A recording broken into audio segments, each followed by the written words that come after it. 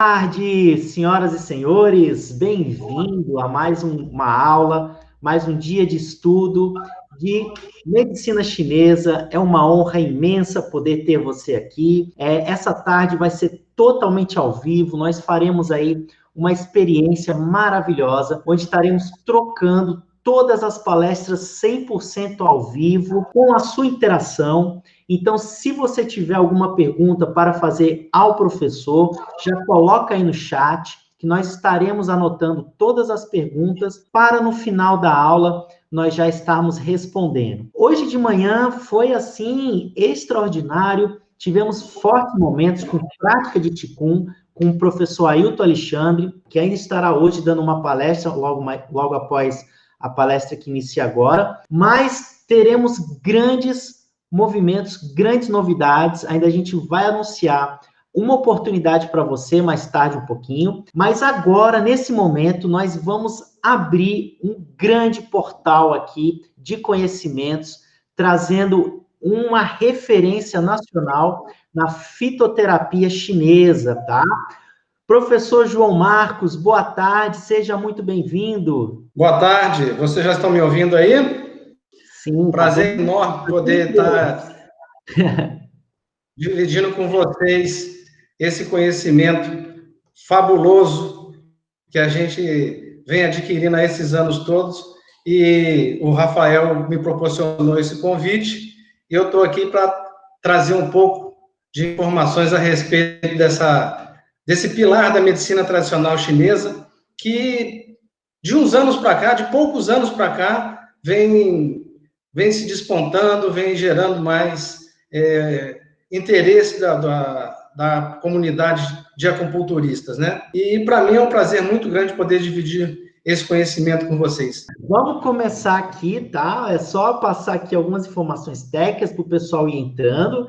A gente está com conteúdo hoje de primeiríssima qualidade. O professor João Marcos vai falar hoje sobre introdução à fitoterapia clínica. Ele vai estar abrindo um horizonte clínico para vocês, tá? Realmente ele vai dar uma boa passeada na fitoterapia, introduzindo esse assunto, tá, pessoal? Porque realmente a fitoterapia não é para amadores, tá? Realmente precisa estudar fisiologia, semiologia chinesa a fundo, tá, pessoal? Então, o professor João Marcos hoje vai dar essa noção para vocês, vai abrir um pouco a nossa cabeça para o universo da fitoterapia, tá bom?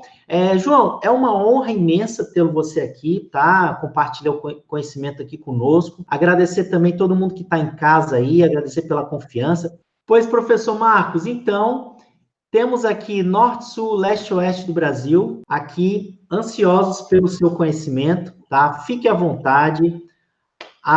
O quadro é seu, a aula é sua, tá? Vou ficar aqui também fazendo minhas anotações. Qualquer pergunta eu já guardo aqui. E no final a gente já responde elas aqui e faz aquele bate-papo gostoso sobre as dúvidas no final. Bom, fazer primeiro uma apresentação breve minha, né? Muitos aí já me conhecem, mas outro tanto não, né?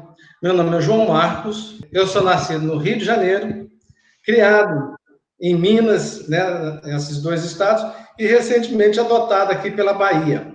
A minha formação base é psicologia, eu sou psicólogo, já tenho 30 anos aí, já passei de 30, né? Já passei de 30 anos de poltrona, e há mais de 20 venho trabalhando aí com acupuntura e fitoterapia chinesa, né? E venho lecionando isso há esses anos todos.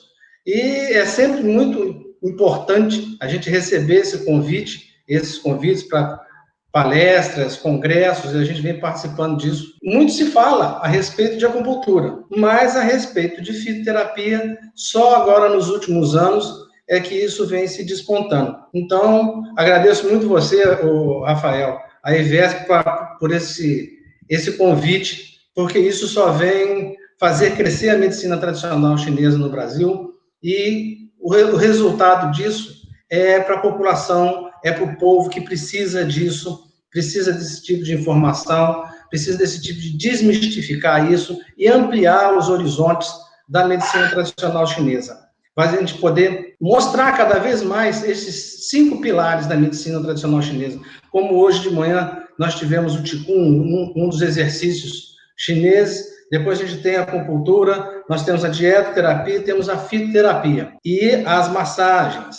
Então, muitos sabem dessas outras áreas, mas, infelizmente, poucos conhecem a fitoterapia e confundem muita coisa. Então, eu preparei essa palestra com muito carinho, né? Tive o cuidado de não me estender, me aprofundar muito, procurei me aprofundar assim, o mínimo necessário para poder dar um horizonte maior. E eu estou aqui pronto para começar, tá certo? Eu vou compartilhar a tela com vocês, então. Nós vamos passear por 65 slides nessa aula, tá certo? Vamos começar? Então, vamos lá, gente. Farmacologia clínica chinesa. Aí estão meus dados, o pessoal, se depois quiser me encontrar, depois a gente passa isso melhor, Rafael faz isso por mim. A fitoterapia chinesa, ela é dividida em 3 partes principais: matéria médica, fórmulas e receitas e clínica médica. Matéria médica, gente, é o estudo individual das ervas, com a intenção de ter a utilização delas na prática clínica. Fórmulas e receitas é quando a gente encontra já as fórmulas magistrais, todas as fórmulas e receitas já prontas. E essas fórmulas e receitas, elas são muito importantes, porque é a partir dessas fórmulas, dessas receitas, que nós vamos adaptar essa fórmula para a pessoa, para o seu paciente especificamente. Então, primeiro a gente conhece erva. A gente vai fazer o estudo dessas ervas. E depois nós vamos estudar essas fórmulas, né? Mais à frente um pouquinho a gente vai falar a respeito disso. E depois nós temos clínica médica, que é a aplicação dessas fórmulas e a modificação ou acréscimo de algumas ervas para que essas fórmulas magistrais, essas fórmulas clássicas, possam ser adaptadas para o paciente que você está tratando. Então, a divisão da fitoterapia chinesa é feita em matéria médica, fórmulas e receitas e clínica médica. Muito se fala a respeito da acupuntura, da medicina tradicional chinesa. A medicina tradicional chinesa é uma história muito antiga e rica. Na verdade, ela é a 3ª forma de medicina mais antiga. Apenas a medicina egípcia e a babilônica são anteriores. Então, a gente tem que dar a César o que é de César, né? A medicina tradicional chinesa não é a mais antiga, é a 3ª mais antiga. Nós temos a medicina egípcia e a babilônica, que são anteriores a ela. Mesmo que essa distância não seja muito grande, mas, em termos históricos, a medicina tradicional chinesa é a 3ª. Então, o fato dessa medicina tradicional chinesa existir a esse tempo todo, né, comprova o seu valor de tratamento. E uma coisa importante nisso é que só hoje, com o avanço da tecnologia, é que muitos conceitos, muitas teorias e métodos que são utilizados na medicina tradicional chinesa estão sendo comprovados com uma base científica academicamente, ocidentalmente aceita. Então, antes, muita coisa que a medicina chinesa utilizava, que a acupuntura utilizava, que a fito utilizava, não existia uma comprovação científica ocidentalmente aceita. A partir do desenvolvimento da tecnologia, né, essas comprovações começaram a ser observadas, não só na fitoterapia, como também na acupuntura. Então, a gente tem que entender um pouquinho de que só com o tempo aquilo que já é prática passa a ter uma aceitação ocidental, né? E nós estamos trabalhando exatamente para poder levar isso adiante, difundir isso e que as pesquisas possam continuar a acontecer e a comprovar cada vez mais essa situação. Então, desde o início da sociedade, os seres humanos têm utilizado substâncias naturais.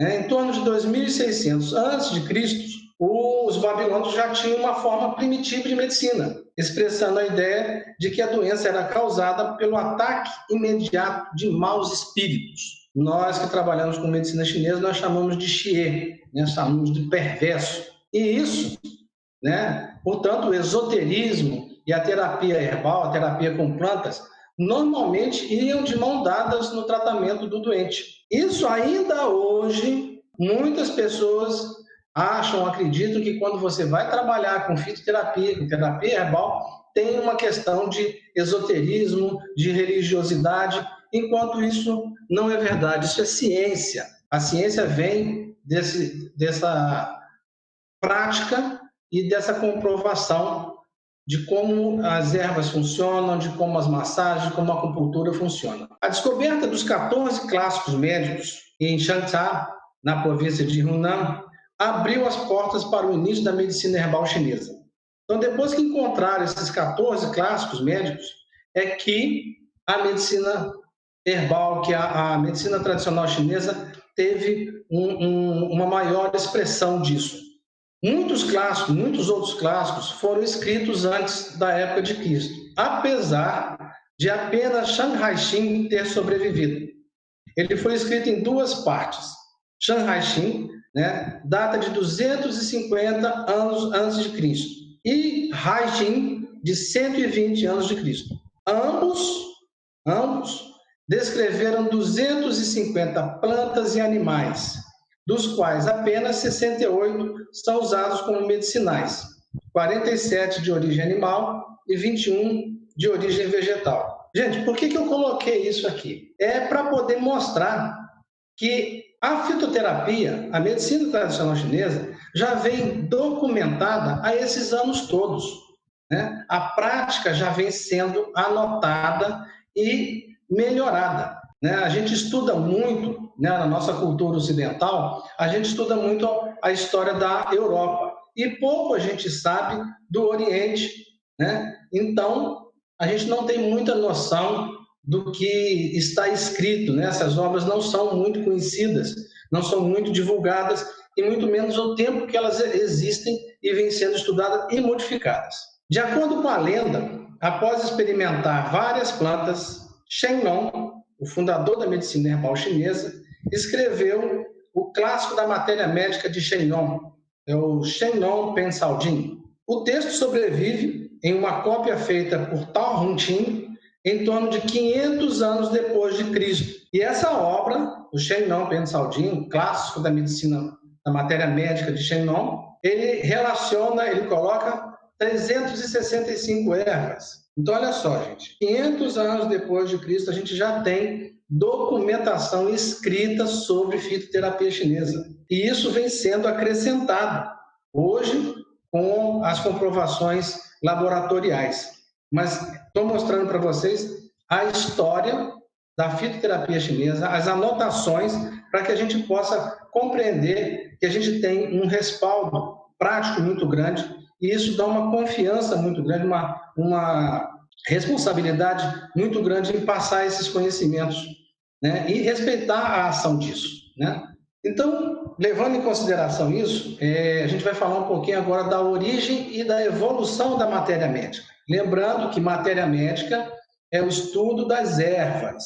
A origem da matéria médica está nas atividades produtivas e sociais dos seres humanos na sociedade primitiva, bem como em suas atividades da saúde primitiva nos primeiros tempos da sociedade humana. Então, desde sempre, a humanidade utilizou alguma medicação, usou algumas plantas, alguns animais para tratar o sofrimento, tratar as doenças. E isso vem evoluindo. A obra farmacêutica mais antiga que fundamentou a base da teoria médica, o clássico da matéria médica de Shen Nong, foi compilada 200 anos antes de Cristo, na época lá da China, na pré-dinastia Qin e Han, obra que registrou 365 variedades, aonde essas ervas já foram classificadas em 3 categorias. A primeira era um conteúdo só. Essa já foi classificada, essas 365 variedades, em 3 categorias. Isso nós estamos falando de 200 anos antes de Cristo. A primeira obra da matéria médica que classifica as ervas de acordo com características naturais das ervas é a coleção de notas sobre matéria médica, obra compilada 500 anos depois de Cristo, no período da dinastia Wei Jin e dinastia Sul e Norte. O autor é o Tao Hong Jin. Então, nós estamos vendo que isso vem sendo acrescido, vem sendo revisado e ampliado. A mais gigantesca obra medicinal é o Compêndio da Matéria Médica, que é considerada a enciclopédia chinesa do século XIV.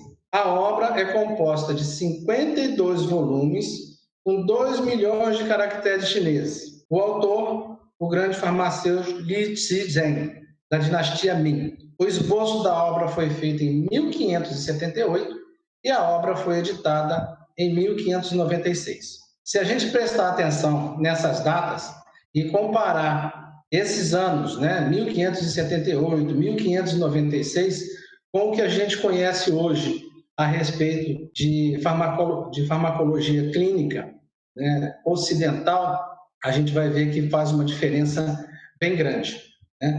Os chineses já têm essas anotações antes de Cristo. Isso faz muita diferença.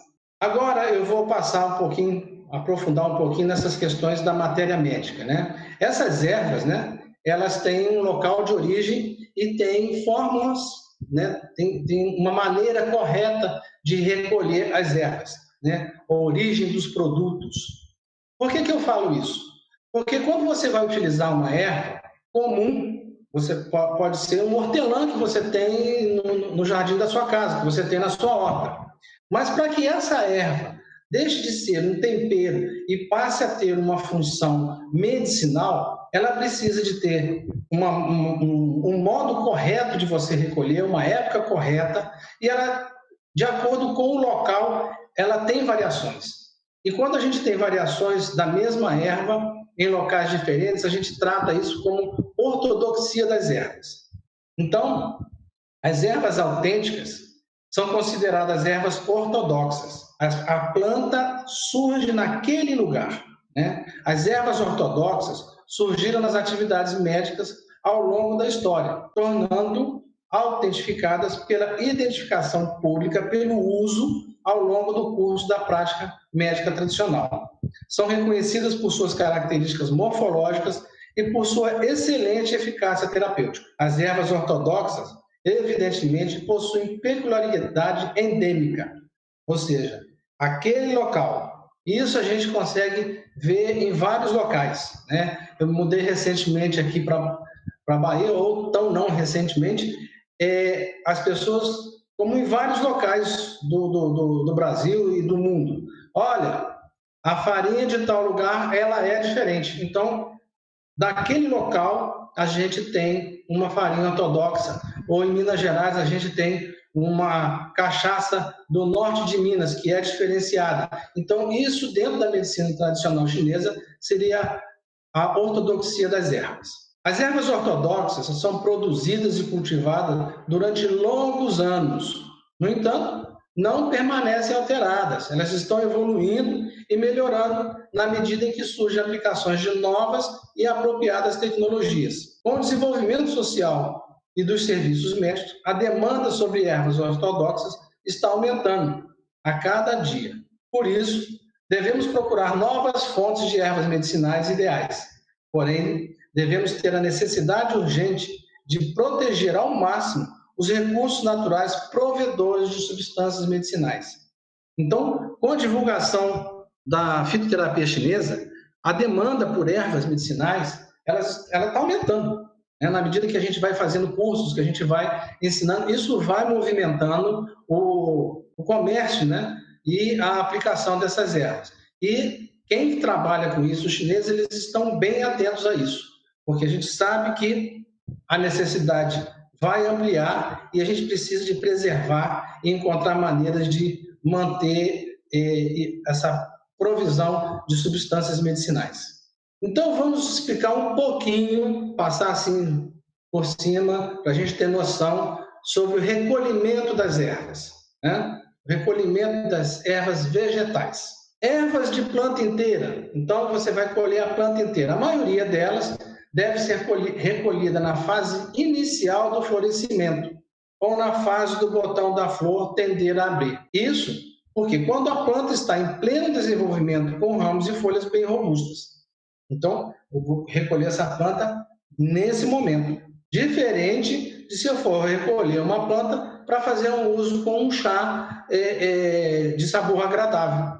É a mesma planta, mas se você colhe em fases diferentes, ela não tem a mesma carga energética, ela modifica. Então a gente precisa de começar a entender e fazer a diferença do que é uma erva para fazer um chá simples, e que a pessoa recolhe aquilo ali, e quando você faz o recolhimento de ervas com o intuito de que ela seja terapêutica. Então a gente dá alguns exemplos aqui, né? Certas plantas são recolhidas acima da raiz. Por exemplo, Jindie, Imussal, Tsitsu, e algumas são recolhidas junto com a raiz. Por exemplo, Puguin, Chetiansal. As pessoas muitos não vão conhecer essas ervas, mas Puguin é o dente de leão, aquela plantinha que quando floresce dá um pomponzinho e as pessoas sopram. Ele é colhido com raiz e tudo.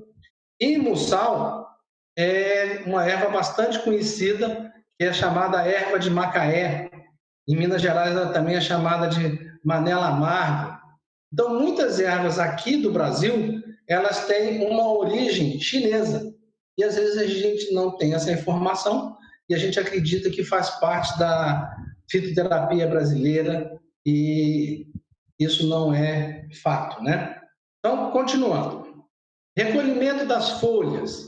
As folhas geralmente são recolhidas na fase do botão pronto a abrir ou na fase de pleno florescimento, pois é nessa época que a planta está bem desenvolvida com seus componentes medicinais completos e ricos. Como exemplo, a gente tem pipaie, que é a folha da ameixa, da ameixeira, reiê, que é a folha da... Opa, me deu um branco aqui. A folha da lótus, desculpa. E sanguiê, mas sanguiê deve ser recolhida no final do outono. É um exemplo de variação de época que você vai colher a folha. Sanguiê é a folha da amora. Essa palavrinha no final, ie, esse YE, em chinês, é folha. Recolhimento das flores. Em geral, é na época do pleno florescimento que se efetua o recolhimento. Nós temos, por exemplo, Juruá, que é o crisântemo, Xuanfurruá, Huairuá, são plantas que a gente ainda não tem aqui, mas são flores utilizadas na medicina tradicional chinesa. Como as flores abrem uma atrás das outras, o recolhimento deve ser organizado na mesma sequência do florescimento. Algumas flores, porém, devem ser recolhidas no momento do botão se abrir, como Jininhua, Xinhua e Guangdonghua. De novo, a gente vai falar para vocês, essa palavrinha no final aí, Hua, significa flor em chinês. Então, a maioria é recolhida na sequência de florescimento. E alguns exemplos, né, algumas flores, elas são recolhidas antes de abrir a flor, né, no momento ainda que o botão vai se abrir. Então, isso eu estou colocando para que vocês comecem a raciocinar e a perceber que existe a diferença entre você usar uma planta com fins culinários, com fins de sabor, e você utilizar isso de uma forma medicinal. Recolhimento das frutas e sementes. A maioria das frutas e sementes tem que ser recolhida quando amadurecidas. Por exemplo, gualou, xinren, umezi, que é uma ameixa. Certas frutas devem ser recolhidas antes do amadurecimento completo, a fim de evitar que suas sementes se espalhem quando ficam amadurecidas completamente, como Tsitsi, Timpi, Umei e Fupenzi. Então a gente já vai vendo que é fruta, eu vou recolher depois de maduro. Não, algumas você precisa de modificar. Então isso faz parte de um conhecimento de matéria médica. A mesma coisa acontece com o recolhimento, né, da raiz ou do tubérculo. Em geral, são recolhidos no início da primavera ou no final do outono, pois é nessa época que o desenvolvimento das plantas se torna lento e as partes acima da terra ainda não começaram a brotar, ou encontram-se murchas e secas, e as raízes ou tubérculos ficam com as substâncias nutritivas mais condensadas. Um exemplo aqui, muito comum, é o gengibre. A maioria das pessoas recolhe o gengibre o ano inteiro. Deu a raiz, eles estão recolhendo para utilizar o gengibre. Isso faz muita diferença. Se a planta tiver muito, se você vai utilizar uma planta, né, uma erva, que é uma raiz ou é um tubérculo, e você recolhe ele, quando a parte aérea da planta está muito viçosa, significa que a raiz transferiu essa energia, essas funções todas para a parte aérea. E aí você vai recolher a raiz, o tubérculo ou o rizoma, quando ele tem pouca energia. Então, há que se prestar atenção nisso, não são recolhimentos aleatórios, não podem ser recolhidos o tempo inteiro. Para fins culinários, sem problema, mas para que seja feito uma utilização medicinal, a gente precisa de respeitar certas regras. O recolhimento da casca ou ervas semelhantes à casca. Esse tipo de erva medicinal deve ser recolhido geralmente na primavera ou no verão, quando os corpos matriz, o tronco, né, se encontra em pleno desenvolvimento e em perfeita robustez. Durante esse período, os troncos estão com os líquidos orgânicos enriquecidos, facilitando o descascamento ou desfolhamento. O recolhimento das substâncias medicinais das espécies animais. O tempo apropriado de recolhimento das substâncias animais depende principalmente do hábito e regra de atividade dos animais. Por exemplo, o lulong, que é o chifre do cervo, deve ser recolhido na época entre a primavera e o princípio do verão, pois se recolher mais tarde, o chifre se tornará ossificado e perde seu valor medicinal. Hoje, a gente não utiliza tanto mais as substâncias animais, né? Não está sendo mais permitido a utilização de substâncias animais. Isso faz alguma diferença, mas não tanto.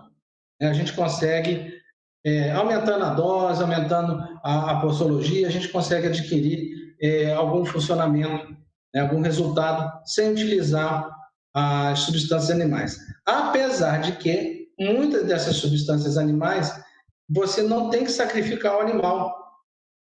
Você não precisa disso. Existem criações para que se possa utilizar essas substâncias. O Sanpiao Xiao deve ser recolhido no final do outono ou no princípio da primavera. Sanpiao Xiao é o ovo do louva-a-Deus, a Ootheca mantis. Existem várias fazendas de louva-a-Deus que são criados para que eles possam botar o colocar a ootheca e ser retirado como substância animal. Mas mesmo assim, aqui no Brasil, a Anvisa não permite nenhum tipo de substância animal. As substâncias minerais, a grande maioria das substâncias podem ser recolhidas em qualquer tempo, porque não tem essa necessidade de acompanhar, certo? Então, recolhimento das ervas é importante para você fazer a diferença daquela erva com uso culinário ou você ter um uso medicamentoso. Com esse conhecimento, a gente adquire, recolhe as ervas, a gente vai fazer preparações, a gente vai ter que preparar essas substâncias, preparar essas ervas. E existem 5 objetivos de você fazer a preparação de ervas. Então, você colheu as ervas, e aí você vai precisar de preparar elas com objetivos. Quais são esses? O primeiro é reduzir ou eliminar a toxicidade das ervas, a fim de garantir segurança no uso. Por exemplo, as ervas Fuzi, Wutu, Wanxia, Nanxin, ou Tiannanxin e Dananxin, e várias outras são venenosas e podem facilmente causar intoxicação aos pacientes. Então, você precisa de recolher essas ervas e ela precisa passar por um processo onde essa toxicidade vai ser trabalhada, vai ser reduzida para que ela possa ter um uso medicinal.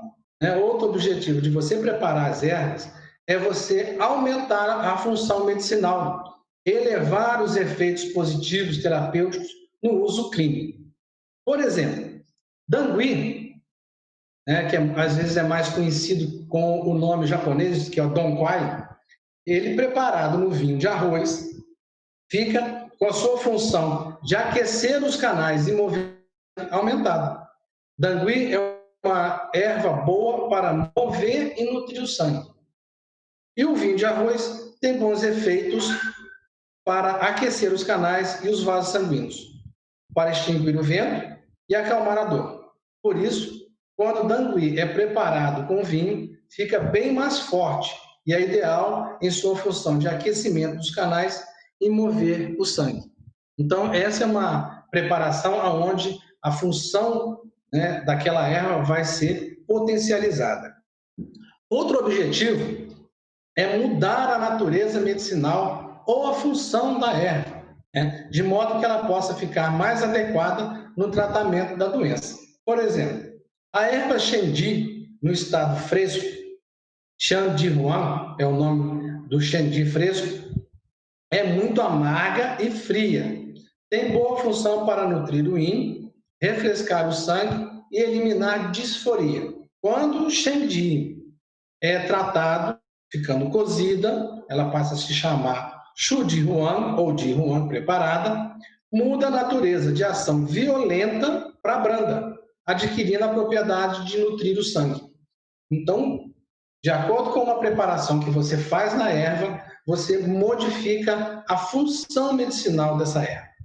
Um outro exemplo próximo da gente aqui é o gengibre. Quando a gente usa o gengibre fresco, ele está verde, está fresco, ele tem a função de aquecer o interior e liberar a superfície para fazer suar. Então você ele tem a natureza quente, né, morna, então ele vai aquecer, abrir a superfície, favorecendo a sudorese. Agora, quando eu faço, né, uma preparação desse gengibre fresco, eu seco esse gengibre e eu transformo ele em pó, o gengibre em pó, ele passa só a aquecer o aquecedor médio, ele passa a aquecer o baço e o estômago. Então, é a mesma erva, mas a partir do momento que eu mudo a preparação, ele muda a função. Esse mesmo gengibre em pó, se eu torrar, se eu fizer uma torra nele, ele vai passar a ter uma função hemostática. Então, um dos objetivos de preparar as ervas é mudar a natureza medicinal. Isso é um conhecimento muito importante que tem um valor enorme, né? Porque você tem uma erva e várias funções para essa erva de acordo com o estado que ela está ou com quem ela vai trabalhar junto numa forma. Outro objetivo de preparação é mudar alguns aspectos exteriores ou características físicas das ervas a fim de favorecer a conservação e os processos de preparação. Então, muitas vezes você vai encontrar uma casca muito dura, você vai encontrar uma raiz muito suculenta e aí você vai precisar de guardar ela. Então, você tem que conhecer algumas preparações para você conservar essas ervas. Não só raízes, folhas, flores, você precisa de favorecer um modo de conservar isso e facilitar os processos de preparação. Você pega uma erva muito dura e aí você precisa de preparar ela para que ela possa ser cozida ou possa ser transformada em pó. O outro objetivo das preparações das ervas é purificar as ervas, para garantir a qualidade e a precisão de dosagem, né? Certos processos de transformação podem eliminar mau cheiro de ervas, amolecer ou afofar ervas, agradando os consumidores ou facilitando os processos posteriores. Isso é muito importante. Então, você vê que mudar aspectos e purificar as ervas é fundamental. Você recolhe uma planta inteira, por exemplo, o dente de leão, o pulguim. Ele vem com raiz e tudo. Então, você limpar, tirar toda a terra da raiz, limpar a folha, isso tudo garante qualidade e garante precisão na hora de se fazer a dosagem dessas ervas para uso terapêutico. Tá certo, gente? Então, vamos explicando essas diferenças aí e passando essas informações para frente. Agora, nós vamos entrar num aspecto bem mais clínico da fitoterapia. A natureza medicinal das ervas chinesas. Vamos fazer uma introdução nessa natureza. A natureza medicinal das ervas chinesas abrange as seguintes propriedades medicinais. As 4 energias, ou seja, natureza morna, quente, fria e fresca. Os 5 sabores, picante, doce, amargo, ácido, que é o adstringente, e o salgado. As 4 tendências: ascensão, descensão, flutuamento e aprofundamento. E a joia da fitoterapia chinesa, aonde a gente encontra a associação da fitoterapia com a acupuntura, que a gente chama de Guijin, que é a correspondência aos canais e aos colaterais. E depois a gente tem a toxicidade e a toxicidade das ervas. Então, eu vou dar continuidade ao estudo da natureza medicinal das ervas, seguindo essas orientações. 4 energias, 5 sabores, 4 tendências e correspondência aos canais. E, finalmente, a gente vai falar um pouquinho de toxicidade e a toxicidade das ervas. Tá certo, gente? Então, vamos lá. A natureza medicinal das ervas chinesas constitui um importante conhecimento teórico e farmacêutico da matéria médica chinesa, resultante das repetidas sintetizações das experiências baseadas na teoria da medicina tradicional chinesa e concretizadas na prática médica ao longo da história. E vamos lá, né, gente? Põe história nisso. Nós estamos falando aí de 200 anos antes de Cristo. Então, isso vem sendo feito e avaliado e modificado o tempo todo. Então, dizendo com outras palavras, é através de um longo curso de praticar, conhecer, voltar a praticar e voltar a conhecer, até adquirir o conhecimento sobre as ervas, de modo cada vez mais correto e comprovado, para finalmente chegar a atingir o nível de formular uma teoria. A fitoterapia chinesa, a medicina tradicional chinesa, vem se desenvolvendo exatamente a partir desse praticar, conhecer e voltar a praticar o tempo todo, né? Esse processo é a metodologia praticada pela humanidade em conhecer e explicar o universo, conhecido e aceito pela ciência contemporânea como senso comum. Por isso, as ervas medicinais chinesas vêm sendo conhecidas e aplicadas à luz da medicina tradicional chinesa ao longo de milhares de anos. Então, quando você vai utilizar uma erva com fins medicinais, né, levando em consideração as questões da medicina tradicional chinesa, é à luz da teoria, é à luz do diagnóstico, da fisiologia, de todo o processo da medicina tradicional chinesa.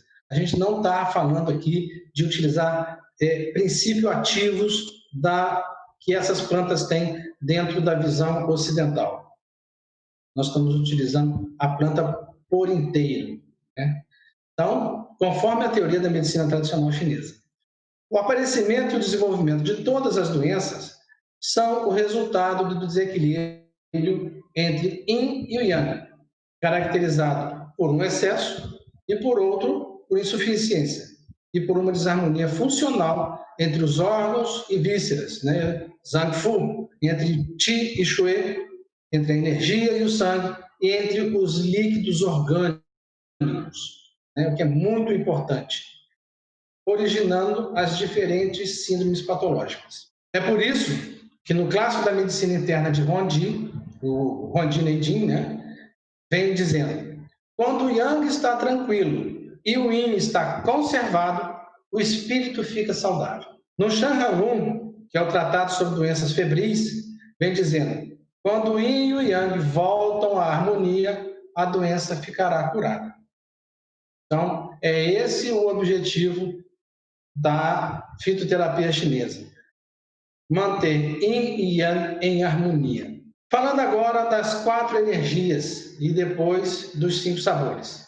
Então, as 4 energias, né, as 4 naturezas medicinais, a gente tem morno e quente, fresco e frio.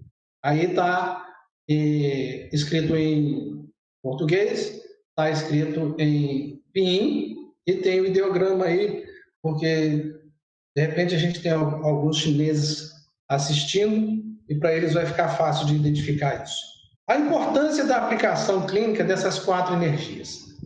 Aquentar aquele que está com frio é refrescar aquele que está com calor. Isso é a tese do Suen, né, a teoria fundamental para questões importantes. Quem está com frio precisa de ser aquecido. Eu vou utilizar ervas quentes. Refrescar aquele que está com calor. Eu vou utilizar ervas frescas ou frias.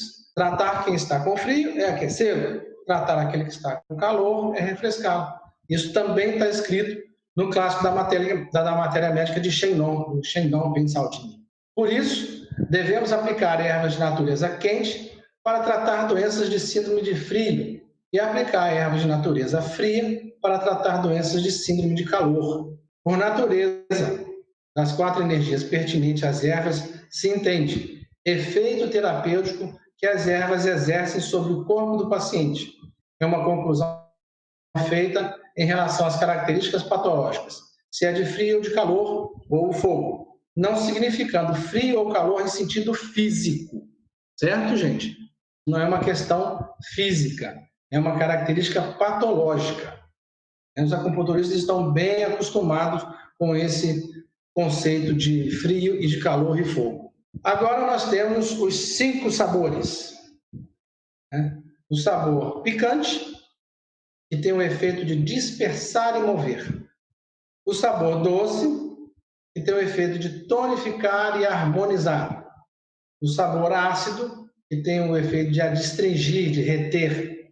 O amargo, de drenar, secar e firmar. E o sabor salgado tem o efeito de drenar abaixo e amolecer e dissipar nódulos. Então aqui a gente já começa a observar diferenças entre a fitoterapia e a acupuntura, né? Na acupuntura a gente tem basicamente tonificação e sedação, né? E a harmonização, enquanto que nas ervas, de acordo com cada sabor, ela tem um determinado efeito. Então a gente tem aí dispersar, mover, tonificar, harmonizar, efeito de adstringir, efeito de reter, e em fitoterapia adstringir é diferente de reter. O efeito de drenar é diferente de secar, que também é diferente de firmar. Então, cada efeito desse tem uma característica específica que a gente não vai entrar aqui agora, né? Porque a gente está fazendo um passeio pela introdução na fitoterapia. Continuando, a relação de correspondência desses 5 sabores com os elementos e com os órgãos, né? Então a gente tem coração, fígado, baço, fígado, rim e pulmão. Então, o sabor picante está ligado ao elemento metal, que está ligado ao pulmão. O sabor doce está ligado ao movimento terra, que é o baço. O sabor ácido está ligado à madeira e ao fígado, o amargo ao coração e o salgado ao rim. Os outros sabores, né, o sabor insípido, é um sabor dependente do doce, isso é, um prolongamento do doce. O sabor travoso, adstringente, é um derivado do ácido ou um prolongamento do ácido. E o aromático tem uma função semelhante ao picante. Eu não vou me aprofundar muito nisso, mas aí as perguntas que acontecerem, a gente vai respondendo mais ao final da nossa palestra aqui. Gente, existem regras de integração entre as energias e os sabores das ervas. As 4 energias determinam a natureza medicinal da erva, ou seja, fria ou quente, yin ou yang. Os 5 sabores determinam a função medicinal dessas ervas, dessas substâncias. Então a gente tem um primeiro princípio aqui. Entre as 4 energias e os 5 sabores, pode existir interação em qualquer combinação. Uma erva só tem uma energia, enquanto uma erva pode ter vários sabores. Então, essa questão dos sabores não é sabor de paladar. O sabor aqui vem em função da energia do que a erva vai fazer, da função medicinal da erva. O segundo tipo de interação na qual existe uma energia e um sabor. Interação na qual existe uma energia e 2 ou mais sabores. Então, a interação terá muito mais funções quanto existirem mais sabores. Uma erva pode ser doce e salgada. Ela pode ser doce e amarga e ácida ao mesmo tempo. Picante. Então, ela pode ter mais funções, mas ela tem uma energia só. Ou ela é quente, morna, ou ela é fria, ou ela é fresca. Isso aí é importante na hora de você formular, na hora de você montar uma fórmula, você tem que levar isso em consideração, e principalmente quando você vai adaptar uma fórmula magistral para uma pessoa específica, para o seu paciente. Outra situação da fitoterapia são as 4 direções, né? Nós temos 4 direções. As ervas, elas funcionam em direções: ascensão ou descensão, aprofundamento ou flutuamento. O Shenjiang Shenfu, ascensão, descensão, aprofundamento e flutuamento, se compreende a tendência direcional das funções medicinais. Então, cada erva tem um direcionamento. Vamos entender um pouquinho disso. Ascensão. Essa erva tem tendência a ascender a ação medicinal, levar a ação medicinal para o alto, levar isso para a cabeça, levar isso para membro superior. Flutuamento é uma tendência de jogar para cima, de ascender e, ao mesmo tempo, dispersar. Então, ervas com esse direcionamento, por exemplo, com flutuamento, é importante para você poder dissipar o calor, para você poder dissipar o frio. Então, além da natureza, além do sabor, as ervas têm direções. Então, essas 2 direções, Shen e Fu, ou seja, ascensão e flutuamento, são direções Yang. Nós temos as direções Yin, descensão e afundamento, com tendência de descender a ação medicinal. Ervas que conduzem a ação medicinal para baixo. Por exemplo, eu vou precisar de tonificar o rim. Então, é importante que essa energia seja direcionada para baixo, para os rins. Afundamento, né? Ervas com direcionamento de afundamento têm tendência de mover a ação medicinal para baixo, drenando para baixo e para fora. Por exemplo, favorecendo a diurese ou favorecendo a evacuação. Direções Yin, descensão e afundamento. Lembrando que a gente tem a natureza quente, morna, fria ou fresca. A gente tem as funções que é dado pelos sabores. E a gente tem as direções dessas funções. Aqui é uma parte muito importante: correspondência aos canais. É preciso que a gente entenda isso muito bem. O conceito: a correspondência aos canais, aos meridianos, Guijin, que a gente entende de Gui, que significa corresponder, pertencer, e por Jin é de Jinluo, de canais colaterais. Os Jinluo, dos órgãos e vísceras. Por isso, Guijin significa que, quando entra em funcionamento dentro do corpo humano, uma erva deve desempenhar seu efeito medicinal atingindo a um ou alguns canais dos órgãos e vísceras. Ou seja, eu tenho ervas que penetram no canal do fígado, no canal do intestino delgado, do intestino grosso, da vesícula, do rim, de todos eles produzem o seu efeito dentro do canal. E isso vai ser muito importante, muito importante.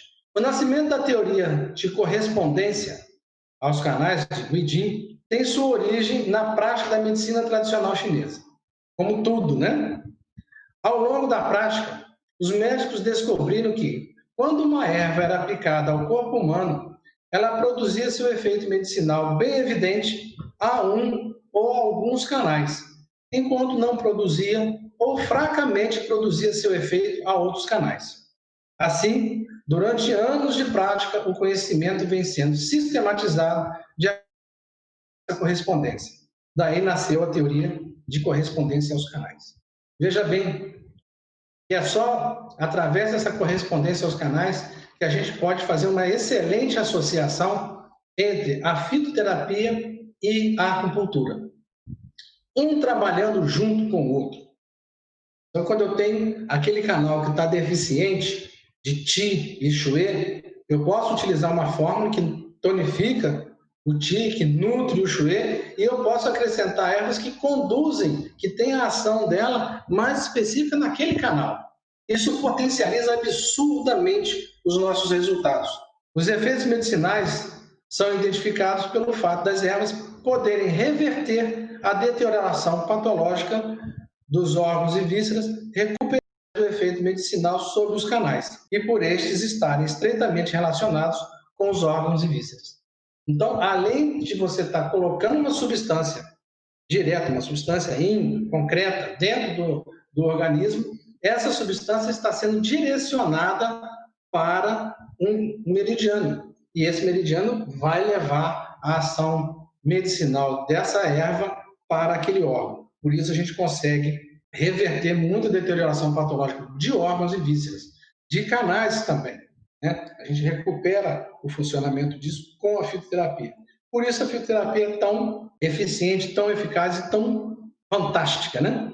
Então, a função terapêutica das ervas chinesas é diferente da função farmacêutica dos remédios ocidentais. A terapia com ervas, com a fitoterapia, realiza-se pela integridade dos efeitos das ervas, sob a ação medicinal, repetindo lá desde o início, a natureza, os sabores, a penetração nos canais. Então, natureza, fria ou quente, fria ou fresca, dos sabores picante, ácido, astringente, salgado, e a penetração nos canais, a correspondência aos canais. Isso é muito importante para que nós, acupunturistas, nós fitoterapeutas, possamos utilizar as fórmulas dentro do nosso trabalho, da nossa prescrição com a acupuntura. Se você não tem como fazer uma modificação que você não tem, você pode utilizar uma fórmula magistral e pode utilizar pontos que vão conduzir a ação dessa fórmula para o canal que você precisa. Então, voltando à correspondência aos canais. O picante penetra no pulmão, o doce penetra no baço, o ácido penetra no fígado, o amargo penetra no coração e o salgado penetra no rim. Embora, em certo sentido, essa teoria aparenta ser uma regra rígida, ela é a conclusão feita pela história e comprovada na prática durante os longos anos que vem sendo anotado isso na medicina tradicional chinesa. O valor da aplicação da teoria de correspondência aos canais obviamente, a aplicação dessa teoria nos proporciona uma maior possibilidade de precisão na aplicação das ervas e nos permite obter melhores esforços cegos ou riscos desnecessários. Isso já vem sendo anotado, está tudo descrito e facilitado. Então, quando a gente prescreve fórmulas, quando a gente conhece as ervas que compõem aquela fórmula, você faz isso sem risco desnecessário, sem complicações. E você pode associar essa fórmula com o seu tratamento de acupuntura, potencializando em muito os seus resultados. Entramos agora na questão da toxicidade das ervas. Nos livros de matéria médica estão sempre escritas as palavras tóxicas, levemente tóxica ou atóxica, para indicar o grau de toxicidade das ervas. Até a dinastia Han do Oeste, ervas tóxicas indicavam todas as ervas, todas as substâncias para uso medicinal. Isso é correto no sentido amplo, pois as ervas que podem ser utilizadas para curar uma doença são necessariamente tóxicas, em algum grau, e que por predileção medicinal atingem ou, digamos, corrigem síndromes de insuficiência ou de excesso. Então, se essa erva não tem uma toxicidade, não tem uma ação, ela não vai ter uma predileção, não vai ser utilizada na questão medicinal. Por esse sentido, as predileções das ervas são consideradas propriedades de impacto medicinal sobre alvos mórbidos. Por isso, as predileções medicinais são manifestações concretas da toxicidade das ervas. A partir da dinastia Han Leste, ervas tóxicas começavam a ter seu sentido determinado, significando todas as ervas, todas as substâncias medicinais que podem intoxicar o corpo humano, tratando-se no sentido estreito de toxicidade. Então, a partir dessa erva, dessa dinastia, desse tempo, as ervas tóxicas eram ervas realmente venenosas, né? No sentido estreito de toxicidade. O conhecimento sobre toxicidade, a teoria sobre a toxicidade ou a toxicidade, nasce da prática da vida, da prática médica e atualmente dos testes de laboratório. Antigamente, lá atrás, a conclusão sobre toxicidade era quase que exclusivamente feita através da prática e raramente de testes laboratoriais, porque não existia Hoje em dia, os testes efetuados em laboratórios já constituem um meio convencional e importante para garantir o grau da toxicidade ou a toxicidade das ervas. Importantes meios para identificar os resultados dos trabalhos científicos da farmacologia. Então, é aí que a farmacologia ocidental começa a conhecer as substâncias, né, os princípios ativos contidos nas ervas.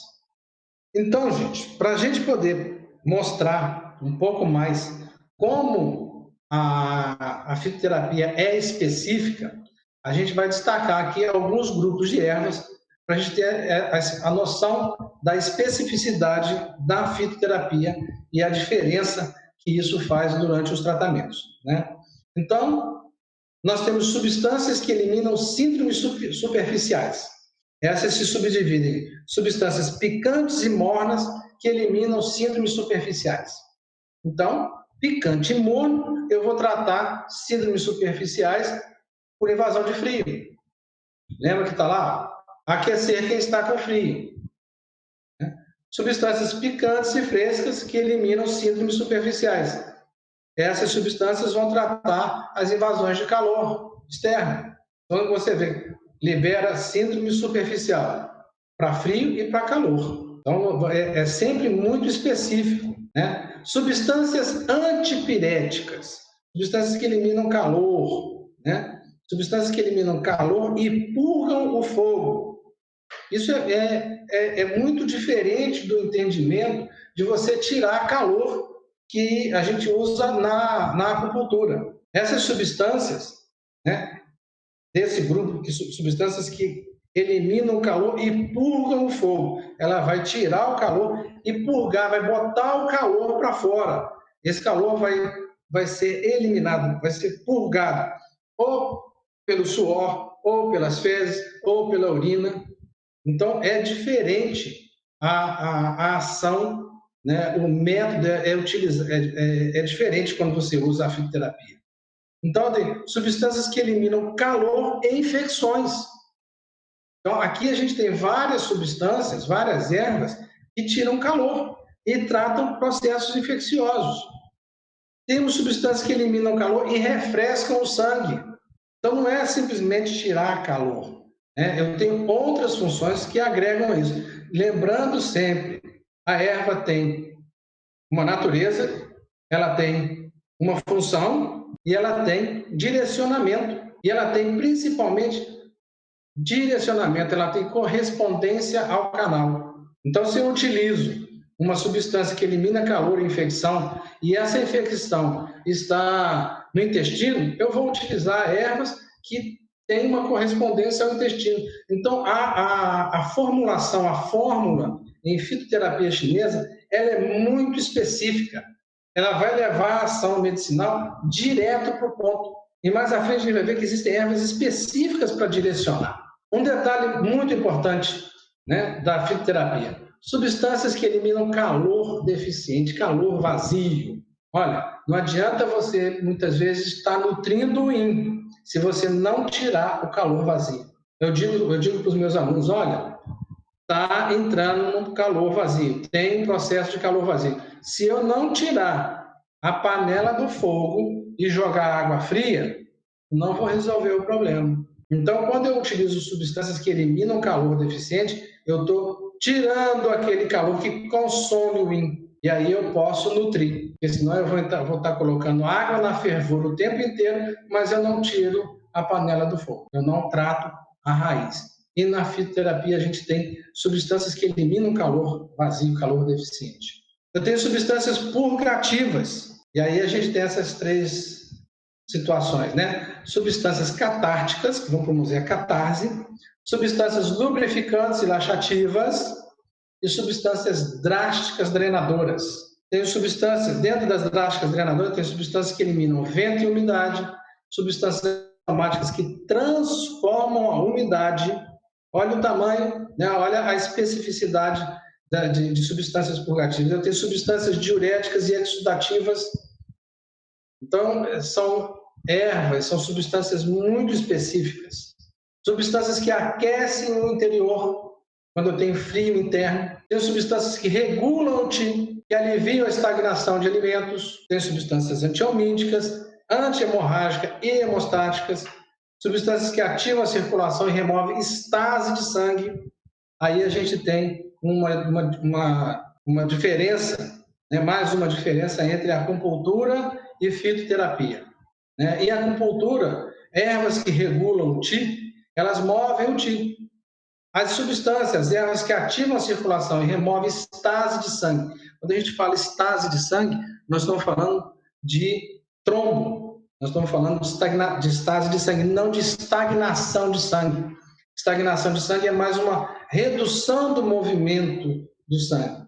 Quando eu tenho estase, eu tenho trombo. E isso a gente consegue dissolver, né, remover a estase de sangue.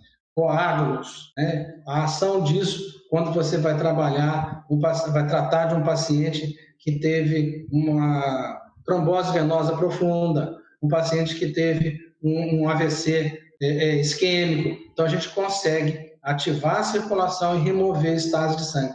As ervas são muito específicas. Por isso a fitoterapia tem essa abrangência toda de tratamento, né? Substâncias antitosse, a gente pode dividir em substâncias antitosse que eliminam fleuma e substâncias que aliviam tosse e dispneia. Eu tenho substâncias que acalmam a mente, né? Tenho duas divisões em substâncias que acalmam a mente. Substâncias sedativas de ação pesada e substâncias sedativas que nutrem o coração e, ao mesmo tempo, acalmam a mente, acalmam o Shen. Vocês que estão assistindo vão, né, que são acupunturistas, vão vendo a facilidade e a gama de possibilidades que a gente tem de tratar, né? Nós temos substâncias que pacificam o fígado e dominam o vento. Substâncias tônicas específicas para tonificar o Qi, o Yang, as que nutrem, né, que tonificam o Yin, o Shui. Tem substâncias adstringentes, de adstringência superficial, que são antissudoríferas, substâncias de adstringência pulmonar e intestinal para reter uma diarreia, substâncias que retêm esperma, condensam a urina e retêm leucorreia.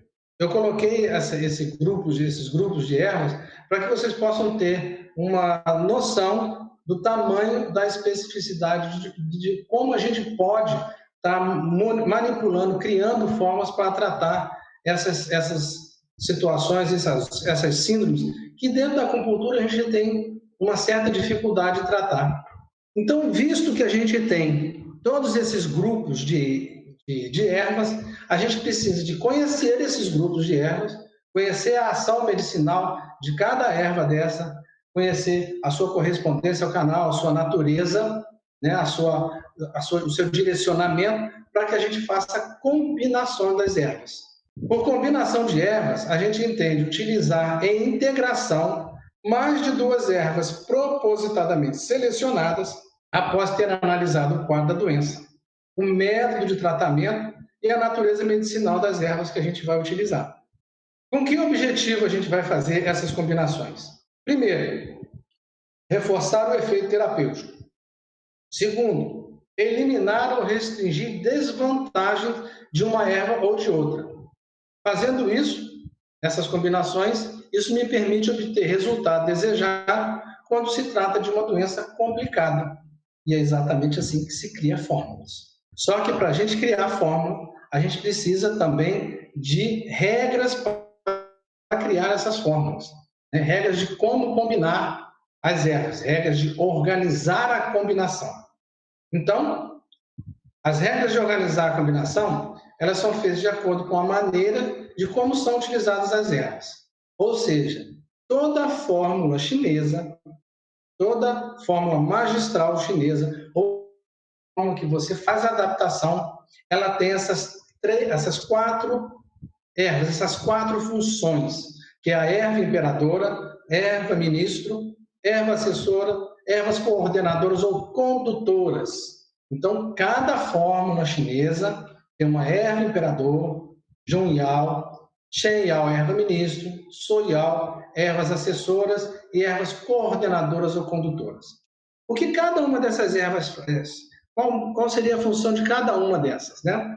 A erva imperadora, Zhongyao, ela desempenha um papel primordial no tratamento da síndrome principal. Ela é decisiva entre todas as ervas que compõem a fórmula. Então, eu posso ter uma ou duas ervas imperadoras, ou até mais. Cheial, a erva ministro.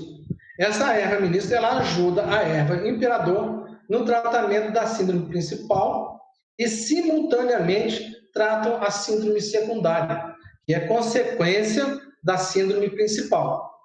Já já a gente coloca isso em prática. Suoial, erva assessora, ajuda a erva imperador a reforçar o efeito medicinal, domina ou reduz a violência, a toxicidade da erva imperadora.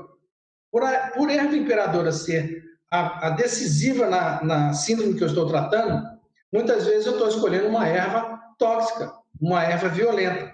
Então, eu vou escolher uma erva assessora que vai reduzir a violência ou que vai controlar a toxicidade dessa erva. Ela desempenha importante função no tratamento da síndrome subsecundária.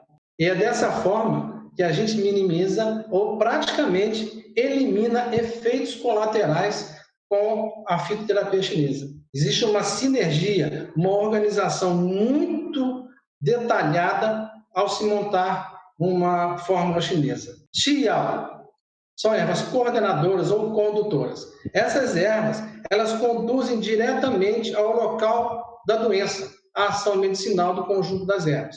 Ou elas servem para harmonizar as outras ervas que fazem parte da combinação. Muitas vezes, essas ervas são feitas em forma de sopa. Então, a gente escolhe, né, uma erva coordenadora para facilitar a ingestão da fórmula. Vamos a um exemplo. Vamos explicar esse exemplo de erva imperadora, ministro, assessora, coordenadora, com uma fórmula e logo em seguida a gente abre para conversar, para fazer as perguntas que porventura aparecem. Então vamos ao exemplo, né? Vamos analisar uma fórmula. Analisando a fórmula que a gente vai analisar. A composição de Shijun-Zintan é Ren-Shen, Pai-Tsu, Fulin e Tsigansal.